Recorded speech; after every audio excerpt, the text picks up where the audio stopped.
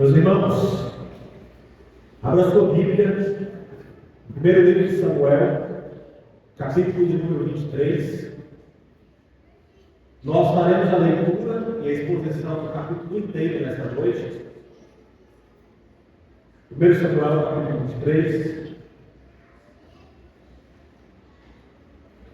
versos 1 a 29.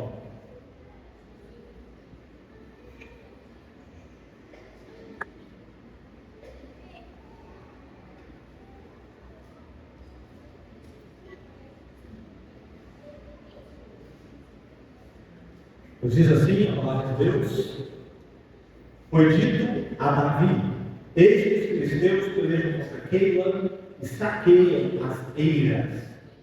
Consultou Davi ao Senhor, dizendo: irei eu e ferirei estes filisteus? Respondeu o Senhor a Davi: vai e ferirás aos filisteus e livrarás Keila. Porém os homens de Davi lhe disseram: temos medo aqui em Judá, quanto mais indo a Keila contra as tropas dos filisteus. Então Davi tornou a consultar o Senhor, e o Senhor lhe respondeu e disse: dispõe-te, desce a Keila, porque te dou os filisteus nas tuas mãos. Partiu Davi com seus homens a Keila, e pelejou contra os filisteus, e levou todo o gado, e fez grande morticínio entre eles. Assim, Davi salvou os moradores de Keila. Sucedeu que quando Abiatar, filho de Ahimelech, fugiu para Davi a Keila, desceu com uma estola sacerdotal na mão. Foi anunciado a Saul que Davi tinha ido a Keila. Disse Saul: Deus o entregou nas minhas mãos, está encerrado, pois entrou numa cidade de portas e ferrolhos. Então Saul mandou chamar todo o povo à peleja, para que descessem a Keila e cercassem Davi e os seus homens.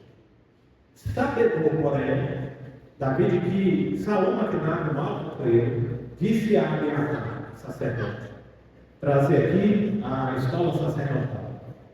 Orou Davi: ó Senhor Deus de Israel, teu servo ouviu que Saul de fato procurava vir a Keila para destruir a cidade por causa de mim. Entregar-me-ão os homens de Keila nas mãos dele? Descerá Saul como teu servo ouviu? Ah, Senhor Deus de Israel, faz-o saber ao teu servo. E disse o Senhor: descerá. Perguntou-lhe Davi: entregar-me-ão os homens de Keila a mim e aos meus servos nas mãos de Saul? Respondeu o Senhor: entregarão. Então se dispôs Davi com seus homens, uns 600, saíram de Keila e se foram sem rumo certo. Sendo anunciado a Saul que Davi fugira de Keila, cessou de perseguir. Permaneceu Davi no deserto, nos lugares seguros, e ficou na região montanhosa, no deserto de Zif. Saul buscava-o todos os dias, porém Deus não o entregou nas suas mãos. Vendo, pois, Davi que Saul saíra a tirar-lhe a vida, deteve-se no deserto de Zif em Horeza.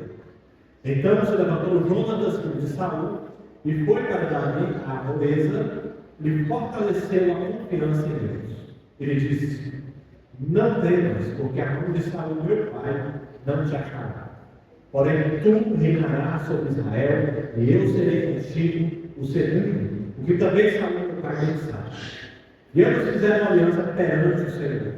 Davi ficou em Horeza, e Jonatas voltou para sua casa.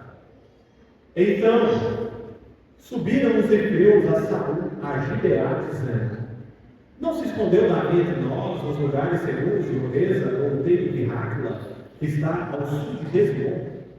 Agora, pois, ó rei, desce conforme te impõe o coração, toca-nos a nós entregarmos nas mãos do rei. Disse Saul: bendito sejas vós do Senhor, porque vos compadeceste de mim. E depois informai-nos ainda melhor, sabei e notar o lugar que frequenta e quem o tenha visto ali. Porque me foi dito que é astutíssimo. Pelo que atentai bem e informai-nos acerca de todos os esconderijos em que ele se ocupa. Então voltai a ter comigo com seguras informações e irei convosco. Se ele estiver na terra, buscá-lo-ei entre todos os milhares de Judá. Então se levantaram eles e se foram a Zif, adiante de Saul. Davi, porém, e os seus homens estavam no deserto de Maom, na planície ao sul de Jezimon. Saul e seus homens se foram ao encalço dele, e isso foi dito a Davi, pelo que desceu para a penha que está no deserto de Maom. Ouvindo Saul, perseguiu a Davi no deserto de Maom. Saul ia de um lado do monte, e Davi os seus homens do outro. Apressou-se Davi em fugir para escapar de Saul. Porém, este e os seus homens cercaram Davi e os seus homens para prender. Então, de repente, veio o mensageiro a Saul dizendo: apressa-te e vem, porque os filisteus invadiram a terra. Pelo que Saul desistiu de perseguir a Davi e se foi contra os filisteus. Por esta razão, aquele lugar se chamou Pedra de Escape. Subiu Davi daquele lugar e ficou nos lugares seguros de En-Gedi. Que Deus abençoe a leitura e a exposição da sua santa palavra. Meus irmãos, vocês já devem ter notado que cada sermão nosso retrata uma história. E ler histórias bíblicas é algo empolgante, é maravilhoso, é envolvente ler histórias bíblicas. Porque a Bíblia está cheia de histórias que cativam a nossa atenção. E a pergunta que fica quando nós lemos essas histórias é: o que essas histórias têm que nos mantém tão entretidos, tão envolvidos? Talvez o que responda isso é o fato de que as histórias bíblicas nos envolvem porque elas nos oferecem o consolo de um final feliz. E nós ansiamos por essas coisas, um final feliz, porque nós queremos que as coisas acabem bem. J.R.R. Tolkien, o autor do Senhor dos Anéis, chamou essa ideia de consolo do final feliz de eucatástrofe. Cada boa história retrata um tipo de eucatástrofe. Segundo Tolkien, a eucatástrofe é a grande virada que uma história tem que traz um final feliz.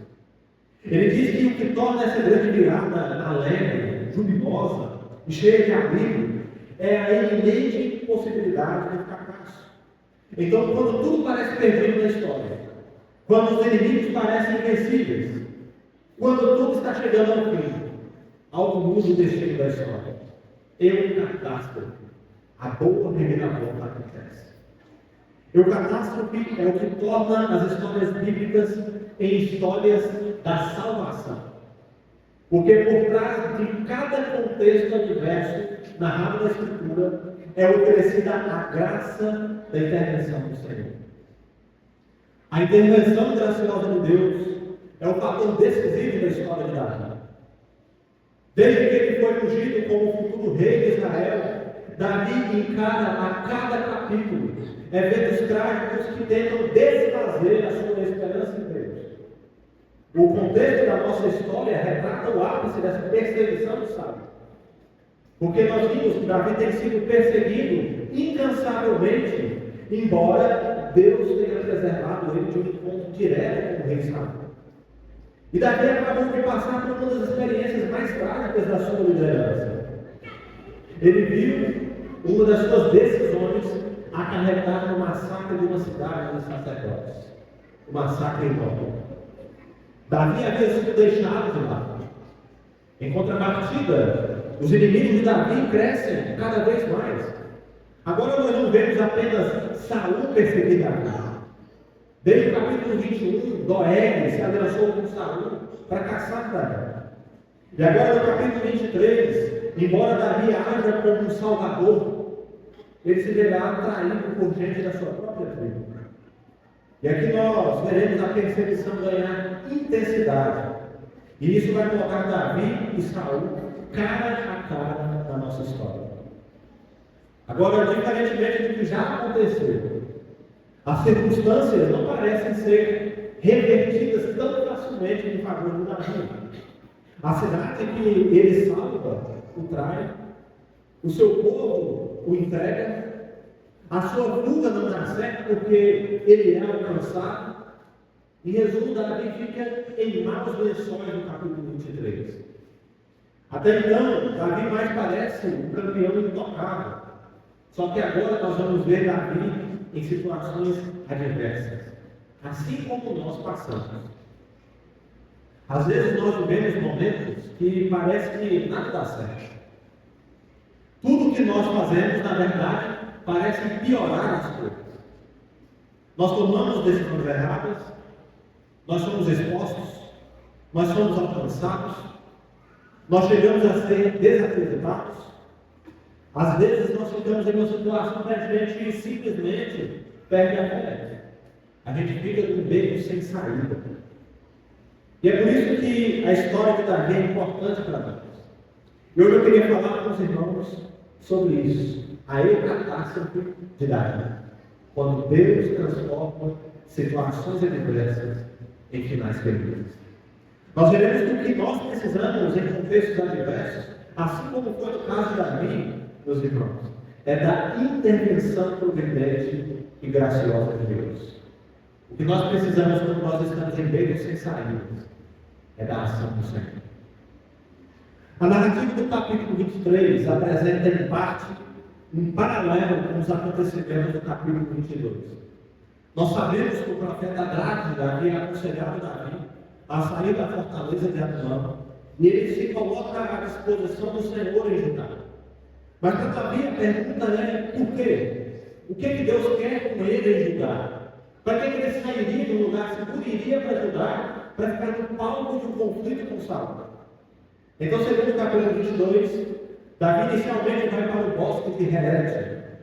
E embora sua localização exata seja desconhecida, o texto sugere que se tratava de uma região de vegetação, um local propício para um esconderijo para Davi. Por isso o capítulo 23, irmãos, serve para nos revelar o propósito de Deus em enviar Davi de volta para Judá. Davi é informado, no início do capítulo, de que os filisteus haviam atacado a cidade de Keila para saquear as suas eiras. Então nós temos pouquíssimas informações sobre essa cidade. De acordo com os relatos da conquista em Josué, Keila é uma cidade cananeia que foi entregue à tribo de Judá. Keila é mencionada por sua atividade agrária. Ela era conhecida pelas suas eiras, que eram os locais onde os grãos eram debulhados. Keila é uma cidade importante para Judá. E aqui algumas coisas chamam a atenção. Davi é informado sobre o ataque a Keila, e ele começa a ser visto como um tipo de libertador de Judá. Algo que em tese era a função do rei. Saul é quem deveria estar protegendo o reino de ataques inimigos. Diante disso, Davi consulta ao Senhor sobre o que ele tem que fazer. Buscar a direção divina tem um papel determinante na história do reino. Davi era comprometido em cumprir a vontade de Deus, e ele entendia que decisões tomadas sem a orientação do Senhor haviam sido a causa da queda de Saul. Ele não quer repetir esse erro. Além disso, irmãos, Davi agora não está mais sozinho.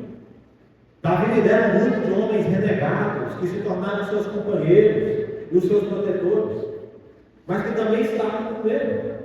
Eles sabiam que estavam em guerra com Saul, que há tempos perseguia Davi. E por se unirem a Davi, esses homens também passaram a ser considerados traidores por ele. Naturalmente, a reação deles ao saberem que deveriam marchar para Keila foi de medo. Afinal, eles já estavam sendo caçados por Saul. E agora eles precisavam enfrentar também os filisteus, os inimigos mais temíveis de Israel. Era um risco enorme sair do seu local de esconderijo, que estavam tranquilos, e ir até Keila pelejar contra os filisteus. Davi certamente compreendia os desafios e o temor presente no coração do seu irmão. E por isso ele consulta ao Senhor novamente. Ele não quer apenas confirmar o que deveria fazer, mas ele quer assegurar aos seus homens que Deus estava com ele. Ele queria confirmar que os homens estavam do lado certo. E a resposta de Deus é sim.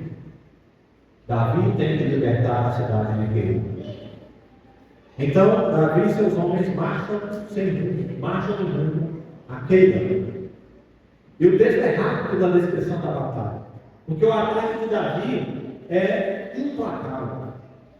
Ele derrota os filisteus e liberta Keila. O texto diz que há um grande morticínio.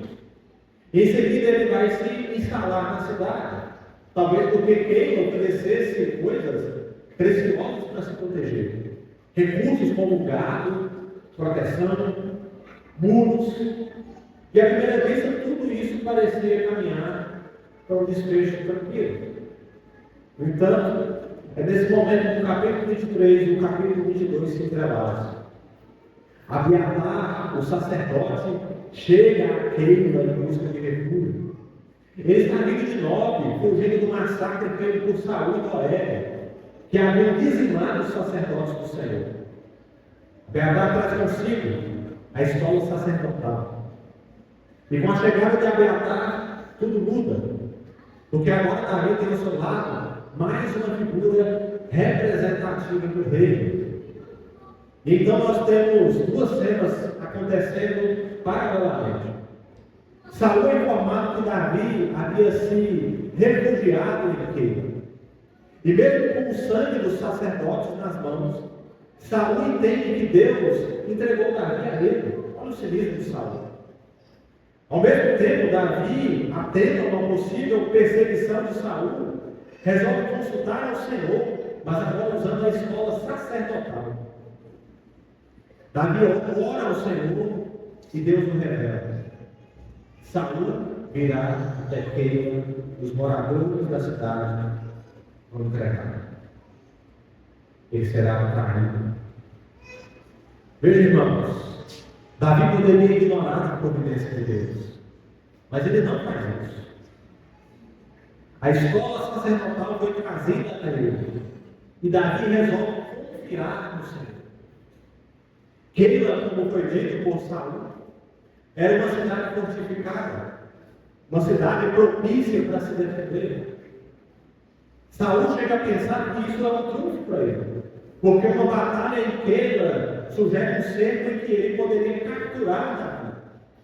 Por outro lado, Davi poderia pensar que uma fortaleza traria um custo muito alto para Saul conquistar. Só que Davi ouve a voz de Deus, não a sua intuição. Ele parte com seus homens. O texto diz que agora eles são 600, 200 homens a mais do que havia sido dito no capítulo anterior. Um número maior do que ele tinha. E o texto diz que eles saem sem rumo certo a seguir. O que essas coisas nos ensinam? Deus fala pelos meios que ele estabeleceu. A principal diferença entre Davi e Saul é a maneira como eles lidam com a orientação divina. Davi é alguém interessado pela voz do Senhor, alguém atento. Ele não procura fugir das regras para ouvir Deus. Observe só, irmãos, que em todo tempo Davi está procurando os meios que Deus estabeleceu para se comunicar. Ele procurou Samuel, que era profeta. Ele ouve o conselho de Gade, que é outro profeta.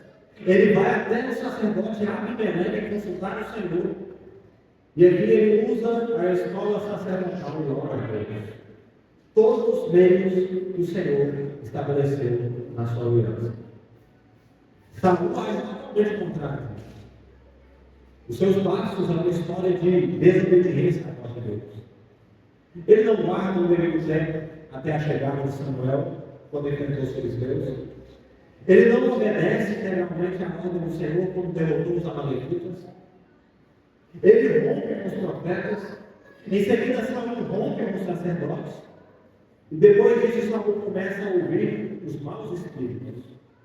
Ele ouve Doeg, ele ouve o espírito maligno, Ele ouve os hebreus, e essa atitude levará a consultar uma necrologista os cristãos. Tem pessoas que são exatamente assim. Elas não se submetem aos meios que Deus estabeleceu para hoje. Porque Deus fala por meio da sua palavra, irmãos.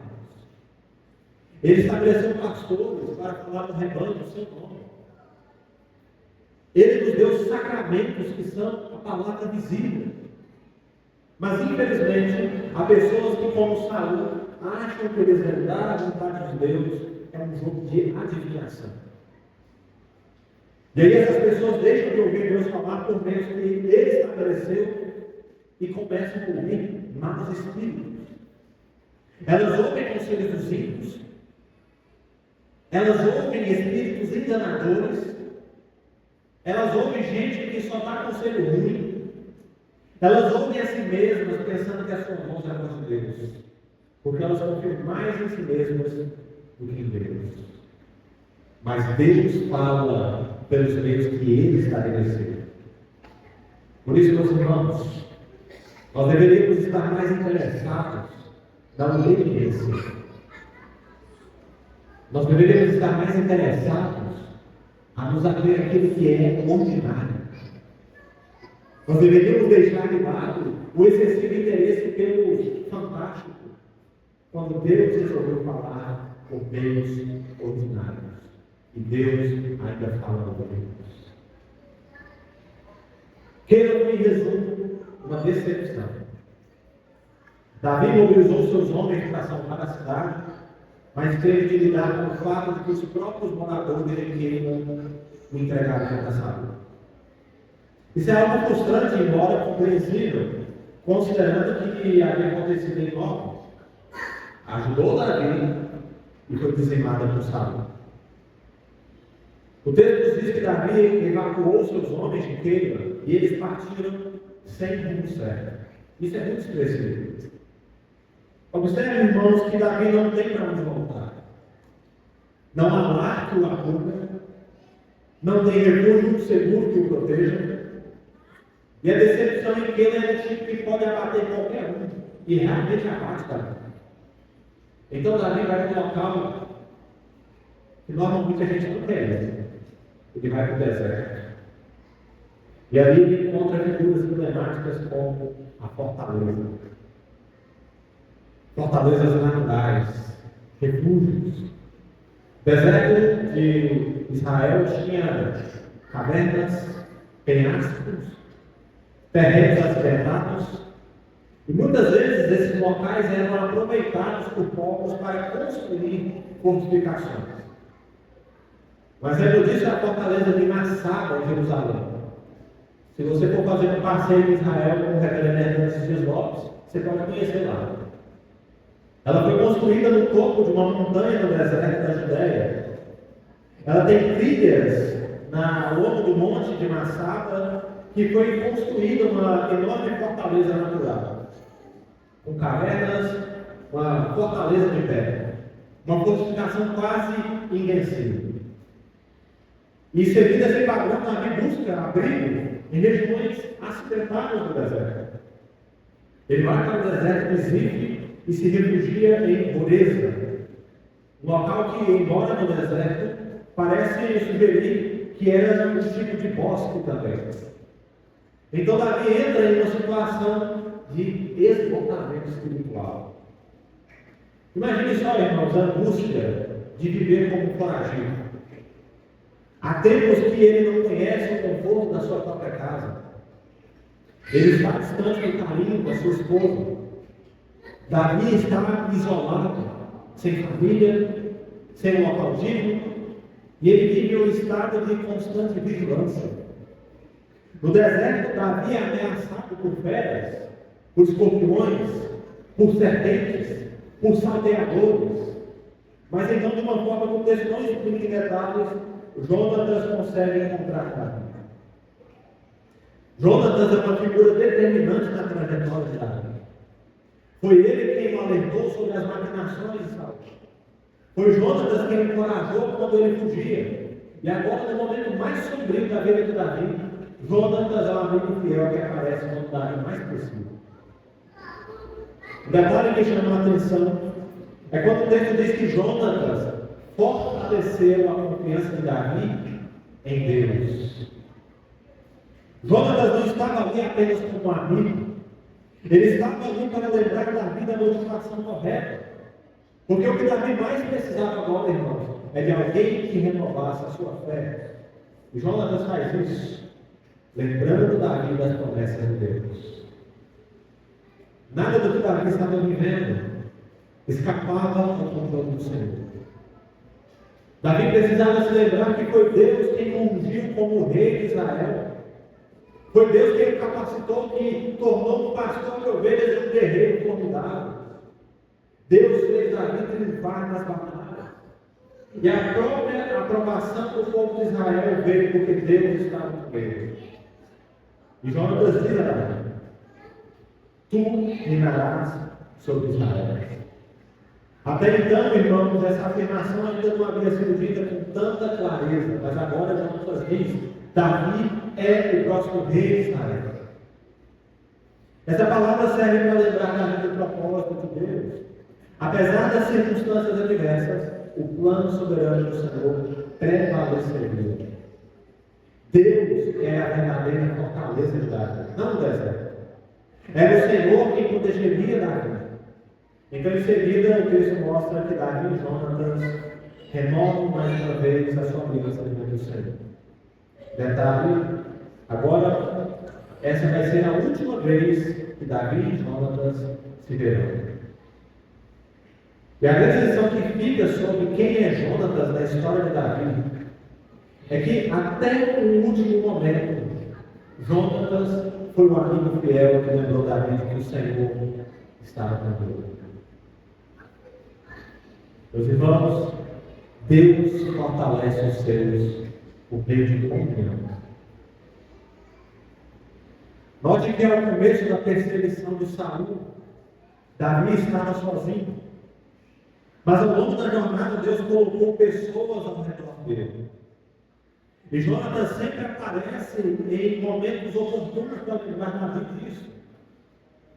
Pessoas próximas de nós, irmãos, renovam a nossa fé e elas são uma lembrança de que Deus está presente, apesar das dificuldades. Uma das grandes demonstrações de que Deus não nos abandona, irmãos, são os nossos amigos na fé. E nós precisamos ser exortados a respeito disso, irmãos.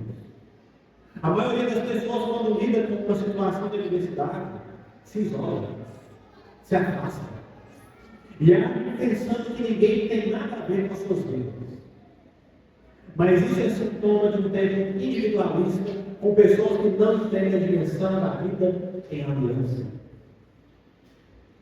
Quando Deus te salvou, Ele te colocou em uma comunidade de aliança. Nós somos igreja justamente porque nós não fomos chamados para levarmos a vida a sós. Isso significa que você precisa estar junto de gente de Deus como você. Pois lembre-se, são os nossos irmãos na fé que irão fortalecer a nossa confiança no Senhor que Deus nos. Então a mensagem é: não se isole, não se afaste, porque o meio que Deus estabeleceu para te fortalecer é você estar em comunhão com os remeios do Senhor, com os nossos irmãos e irmãs da fé. Fique juntos, fique congregado. Em seguida, o texto nos mostra que um grupo de moradores de Zif vai até Gileade para encontrar-se com Saul e entregar Davi. O texto nos dá algumas indicações que sugerem que esses locais mencionados eram conhecidos na época. Davi estaria servindo os zifeus em um outeiro de um pequeno monte ao sul de Jezreel. E a mensagem deles é: quando Saul estivesse pronto para atacar, eles ajudariam a capturar Davi. Os zifeus querem conquistar o favor de Saul. Eles se aproveitam da decadência espiritual de Saul e eles querem usar o mal a seu favor. Eles aproveitam o descontrole de Saul para trair o ungido do Senhor. E a resposta de Saul é no mínimo cínica. Ele chama os judeus de benditos do Senhor. Saul está tão corrompido, irmãos, que ele continua agindo como se ele fosse um homem piedoso. Perceba que ele acabou de derramar sangue inocente, mas fala como se nada tivesse acontecido. Porque para Saul, os judeus estavam sendo empáticos com ele. Se vocês se lembram, uma das queixas que Saul fez aos seus próprios oficiais foi justamente a falta de compaixão. Eles acusou de não se importarem com o seu sofrimento. Agora ele diz aos judeus: vocês se compadeceram de mim. Saul é o tipo de pessoa que acha que bons conselhos são aqueles que confirmam os nossos desejos. Saul quer se cercar de pessoas que dizem a ele o que ele quer ouvir, mesmo estando errados. Por isso, olha só o quadro que nós temos. Davi está profundamente abatido. Ele é rasgado pelos homens. Saul, por sua vez, perdeu completamente a sensibilidade espiritual. Max, abaixa um pouquinho para mim, por gentileza. Então, a cena final dos capítulos, irmãos, nos mostra como crescem os inimigos de Davi. Saul combina com os efeus para que localizem com mais precisão onde Davi estava. E assim que isso foi feito, eles deveriam marchar juntos para capturar. O texto diz que enquanto os efeus vão na frente de Saul, Davi muda mais uma vez de local. Ele continua no deserto de Jesimon, mas ele se dirige para outra região, cada vez mais para o interior do deserto. Então Davi vai até uma grande, presta atenção nisso. Davi vai até uma grande rocha, uma penha para ser refugiado. Saul, por sua vez, inicia uma perseguição implacável contra Davi. Davi tenta fugir cada vez mais para longe, mas Saul não desiste. Então imagine só, irmãos. Essa é uma daquelas cenas que gastam alguns dias para acontecer. Davi está no deserto, enquanto os batedores de Saul estão atrás dele, vasculhando em todas as partes onde Davi estava, tentando localizá-lo. E a história nos mostra que em certo momento, Saul e Davi estão em lados opostos de uma grande montanha. Só que Saul é um inimigo determinado. Ele não recua diante dos desafios. Ele caça Davi a todo custo. Ele vai até o fim. E o texto dá a entender que Saul consegue armar uma emboscada que, enfim, consegue cercar Davi. E a situação é crítica. Saul tem mais homens. Saul está mais descansado. E enquanto Davi só quer sobreviver, Saul está disposto a matá-lo a qualquer custo. Porém, aqui nós vemos a intervenção divina acontecer. A catástrofe de Davi. Exatamente no momento em que Saul cerca Davi, chega um mensageiro correndo com uma notícia urgente. Os filisteus atacaram Israel. E isso era algo urgente, não era um ataque inesperado, não era um ataque esperado. Saul tem Davi nas suas mãos, mas a providência de Deus se impõe sobre a sua vontade. E o texto diz que Saul é obrigado a retornar imediatamente para enfrentar os filisteus. Então, algo muito precioso é registrado. O local onde Davi estava, aquela rocha para a qual ele fugiu, passou a ser chamada de, olha o seu texto, pedra de escape. Qual a razão? Porque naquela pedra, Deus livrou Davi. Deus o salvou. Isso nos ensina, irmãos, que Deus salva no momento certo. Davi estava no ápice da perseguição de Saul. Desde que ele fugiu da corte de Gibeá, Saul nunca esteve tão perto de capturar Davi. E se você observar, Davi não tem saída. Ele fica tão encurralado ao pé de uma montanha, cercado pelo exército de Saul. E Davi tem apenas uma rocha atrás dele. Era o fim de Davi. Mas de repente Deus faz uma reviravolta e algo inexplicável salva Davi. É a eucatástase de Davi. Quando tudo parece perdido, quando a sombra do mal ofusca toda a luz, Deus triunfa no meio da adversidade. É a intervenção graciosa de Deus quando não há mais saídas, porque Deus age na hora certa. Eucatástase, irmãos, é a ação divina que nós não conseguimos explicar, mas acontece. Deus salva quando nós não esperamos mais que haja solução, porque Ele é Deus, não nós. Ele pode fazer isso. E essas coisas são inexplicáveis justamente porque só Ele pode fazer e não precisa dar explicações do porquê delas. Ele é Deus. E no fim essas coisas nos mostrarão o quanto Deus foi misericordioso conosco. Porque Ele salva no momento certo. Deus não deixa o seu povo na mão. Então o que nós vamos dizer? Nós aprendemos que Deus fala pelos meios que Ele estabeleceu. Davi era alguém sensível à palavra do Senhor. E é por isso que ele vai ser chamado de rei segundo o coração de Deus. Enquanto a cada passo Saul despreza os meios que o Senhor estabeleceu, Davi se volta para Deus para ouvir falar. Davi não dá um passo sem antes consultar ao Senhor. E é essa atitude que vai lidar nos problemas maiores.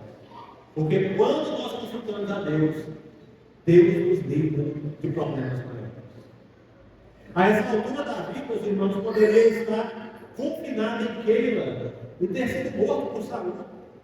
Mas ele ouve a Deus, e por isso o Senhor o livra. Nós aprendemos também que Deus fortalece os seus por meio da comunhão. A força de Davi nunca foi o seu próprio poder, mas era o fato de que ele nunca esteve sozinho. Deus sempre esteve com Davi e assegurou isso por meio de pessoas. É Samuel, Jonatas, Gade, os renegados, os valentes de Davi, os renegados que chegam em Adulão, Abiatar. E a lição que isso nos traz é que os servos do Senhor não devem viver isolados. Eles são servos da aliança. E eles precisam estar cercados pela comunidade da aliança também. Nós vimos como que isso fortalece a fé de Davi nos momentos mais complicados. Porque pessoas que amavam o Senhor estavam com Davi. É nos momentos de tribulação que gente que ama a Deus está junto com nós. E nós aprendemos por fim, irmãos, que Deus salva no momento certo. Quando os inimigos de Davi o cercam, quando os lobos atacam, quando os gigantes se levantam, e Davi percebe o quanto é impotente, Deus sempre agiu. E isso só exaltou a soberania de Deus. Embora Saul tenha massacrado o nome, embora Saul não estivesse resoluto, Deus livraria Davi da morte. E essa é a grande diferença entre Davi e Saul. A intervenção de Deus em favor dele. Depois de tudo que fez, Saul pensa que Deus está ao seu lado. E quando ele for cercado por seus inimigos, nós veremos que Saul se precipita e tira a própria vida. Mas quando Davi foi cercado por seus inimigos, Deus agiu na hora certa. E Davi levou a Deus por isso. Diante disso, irmãos, eu queria trazer algumas aplicações para nós. E a primeira delas é que o ordinário de Deus é suficiente para nós. Deus nos sustenta com bom e velho feijão com arroz. Embora o povo de Deus tenha dificuldade de entender isso, no deserto Israel se tornou impenitente justamente por não se contentar com o ordinário. Em 1 Samuel, Saul é alguém que sempre está indo além daquilo que Deus estabeleceu. Meus irmãos, não tem dúvida alguma que o Senhor possa operar extraordinariamente. A questão não é essa. Mas o Deus que abre o mar vermelho é Deus que dá o maná também. Há cristãos que não se contemplam com o simples que Deus dá.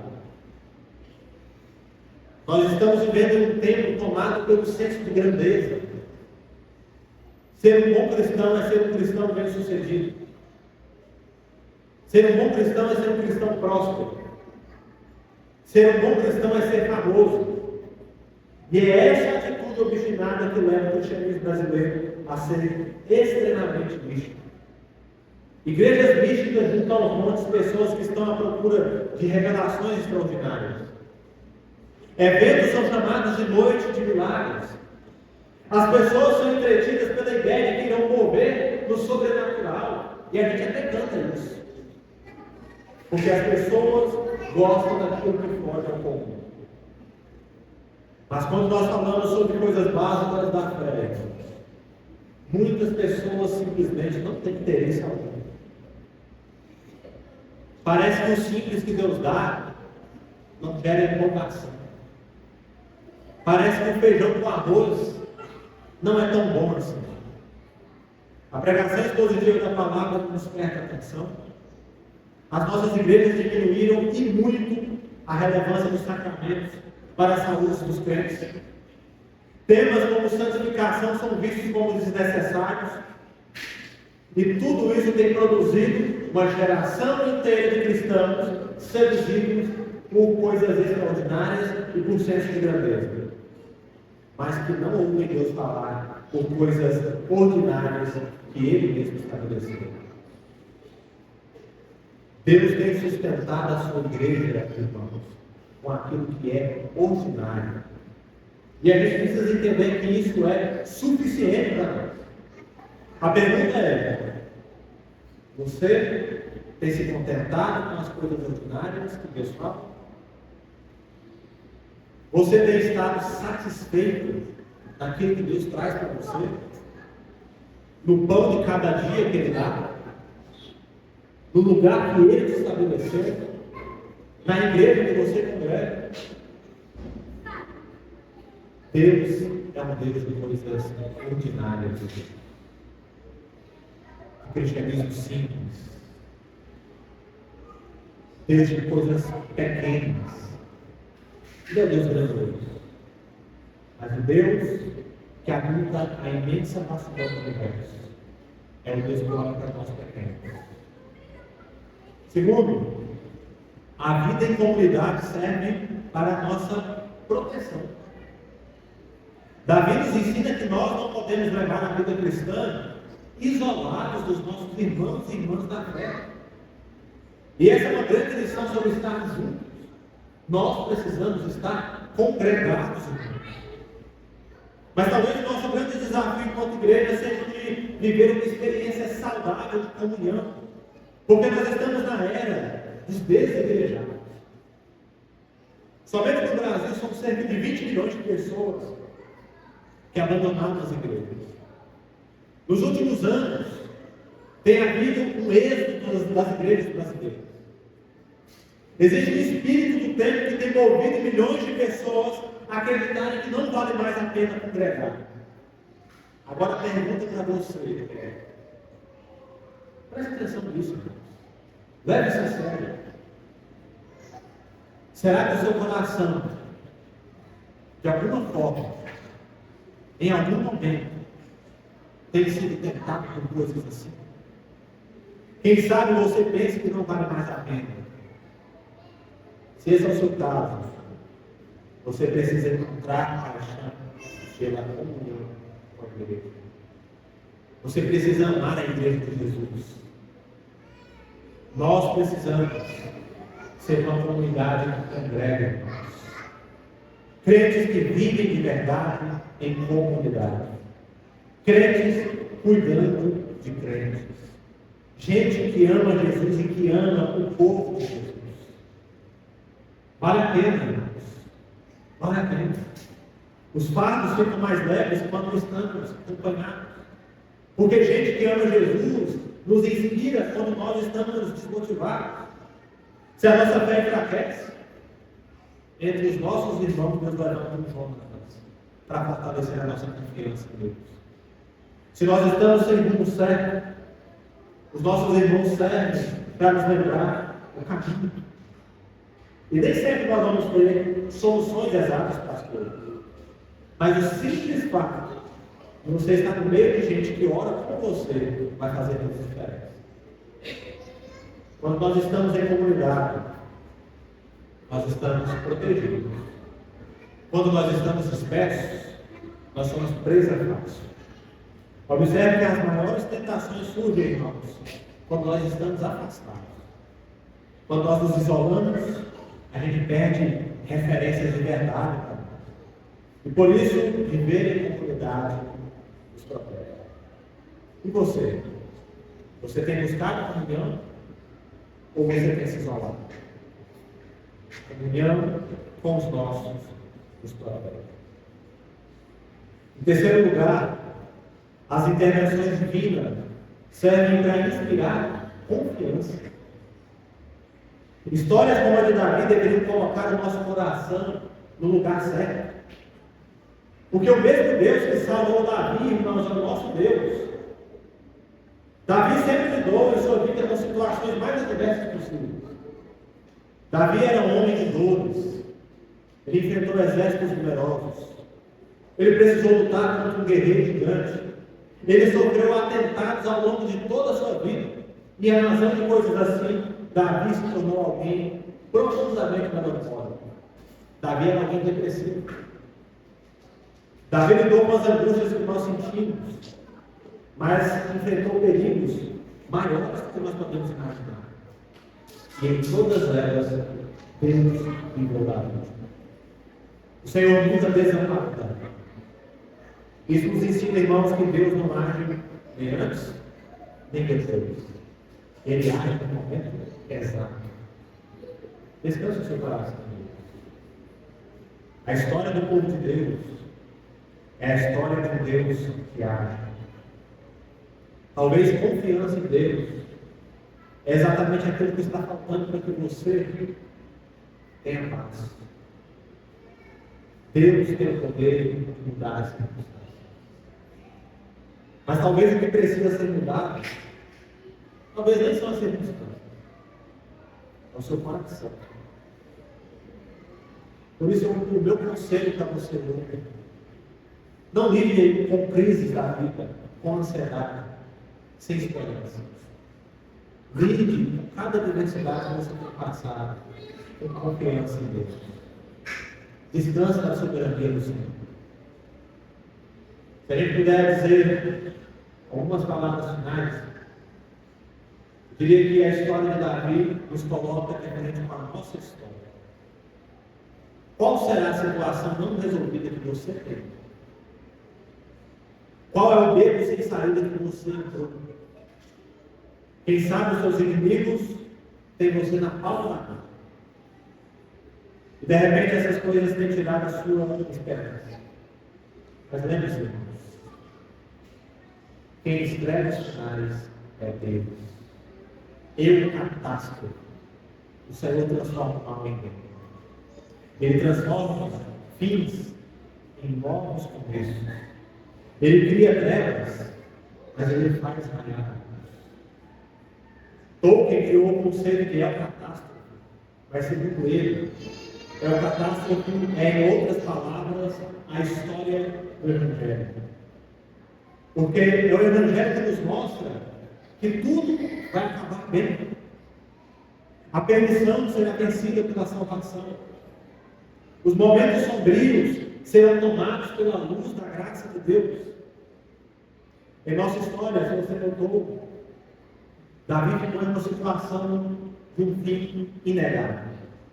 O exército de Saul cercou, ele ficou abatido, mas atrás dele tinha uma coisa, uma rocha.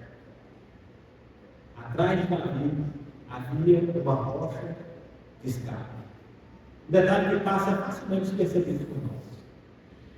Assim como para Davi, a situação adversa atrás de nós precisamos lembrar que nós temos uma rocha de escape, que muitas vezes nós esquecemos. Isso não quer dizer que nós venceremos todas as vezes, que não haverá situações difíceis, ou quem sabe até que nós possamos ser abatidos.